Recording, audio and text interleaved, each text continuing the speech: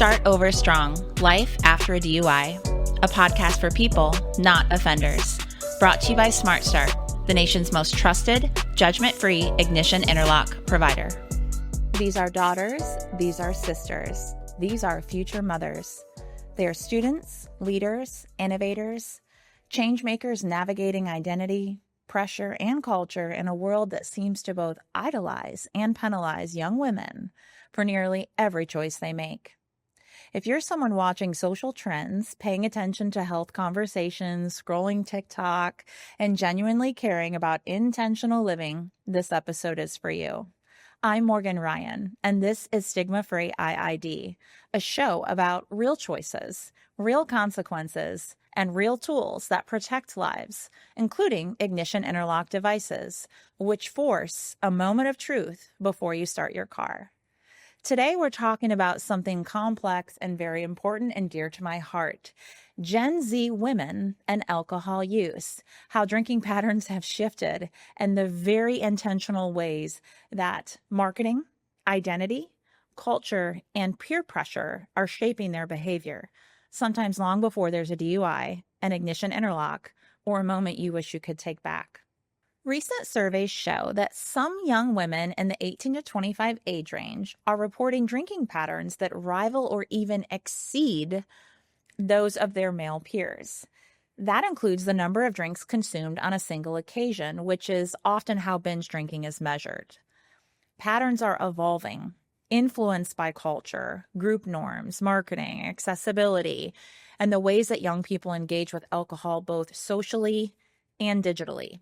So let's be honest. Alcoholic beverage companies spend decades building brands that shape desire long before someone reaches the legal drinking age. They know the most lucrative customers are those who start drinking in young adulthood and stay customers for life. So they create bright packaging, flavors that are approachable, a health halo, and health halo cues like low sugar, low calorie, and this identity-based storytelling that's tied to belonging and fun and social media, all aimed at young people navigating self-identity. And like all savvy marketers, they don't just sell alcohol. They sell identity, belonging, escape, adulthood, confidence, riz. And here's where it gets interesting. Many of these boat-friendly, pool-friendly canned cocktails, they boast a higher alcohol by volume, or ABV, than the label makes them feel. ABV is a measure of how much pure ethanol is in a drink.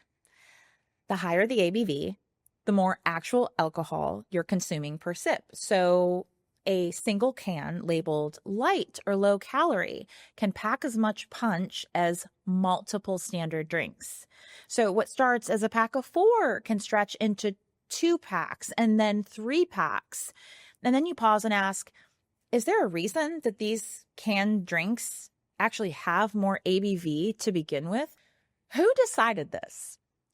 Who said, let's make these drinks accessible and we're going to put them in a can and slap this pretty glittery label on them and then multiply the ABV by 2 or 3 times. And then we're going to market it to baddies. It was someone's idea, but why? Here's the reality. Brands intentionally make them stronger. Many of these canned cocktails are actually spirit-based, meaning vodka, tequila, and rum, which naturally increases their ABV. And the branding, the colors, and the health messaging make the strength feel lighter than it really is. Now, that's decades of calculated marketing, pushing tolerance and perception, and let's face it, long-term loyalty. We also, though, have to talk about peer pressure, which doesn't always feel like pressure at all, but it feels like belonging. We are all tribal by nature. Research consistently shows that young people often overestimate how much their peers are drinking, which is going to normalize risky consumption in these environments. Then we have social media, which is reinforcing drinking is a gateway to likes and validation and identity performance, and then obviously followers. So these alcohol marketing companies intentionally target identity needs and social aspirations, linking brands with adulting and confidence and authenticity. Young women, see not only ads designed with them in mind, but also peer content, endorsements, and social proof, all reinforcing drinking as a part of group identity. That's not just advertising, that's behavior shaping. It's now cultural. And for college age women, treating these drinks as fun and harmless or a part of belonging and thinking, oh, I'll quit when I want. There's a gap between perception and impact. So what starts as a stress relief, right, or a cultural norm during exams or maybe school pressures can become a coping mechanism for social anxiety, a routine for relaxation, a normalized part of excessive celebration, or a fallback when life gets really hard. Think about the customer loyalty there. These brands are intentionally positioning their product as a disguised coping mechanism for later in life when things really get hard, because now you're a mom balancing work and school schedules, or now you're taking care of a sick loved one. Marketing doesn't sell rest. It sells a drink. And the industry isn't guessing. They've been shaping preferences and habits for decades in advance, so that your go-to in moments of stress become a company's lifetime revenue. That's dollars and cents. It's not altruism. Alcohol impairs judgment, no matter what labels tell you. It affects reaction times, it slows processing, and creates false confidence. If you feel different, you drive different. These young women barely understand their tolerance levels and limits as it is, especially new drinkers. This is a recipe for literal disaster, and it's a recipe for a DUI before life has even started. When people misread their own tolerance because a drink seemed or was marketed as light or fun or low calorie, that misreading can lead to impaired driving. And that's where ignition interlock devices come into play. An IID is a breath testing tool installed in a vehicle that prevents the car from starting if alcohol is detected. It's not a punishment. It's built-in accountability at the exact moment a dangerous choice can be made.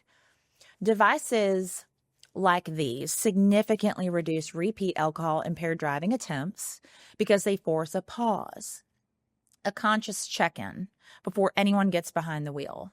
Because ultimately, drunk driving isn't just a personal error. It's a misread moment stretched into a dangerous choice. And we've seen the numbers rising in this specific age group for females directly. The sisters, the moms. This episode isn't about fear. It's about clarity, education, and empowerment. It's for women learning how alcohol actually affects their body and their brain. It's for young adult women navigating their identity, navigating peer pressure, and for anyone who's been told, oh, you can handle it because they didn't feel drunk, or for people who end up with a DUI, these young girls with a DUI who feel ashamed instead of supported, and for families that are navigating calibration with IIDs and needing emotional strength. Choice isn't only about what we drink. It's about why we drink, what messages shaped us, and how prepared we are to make safe decisions.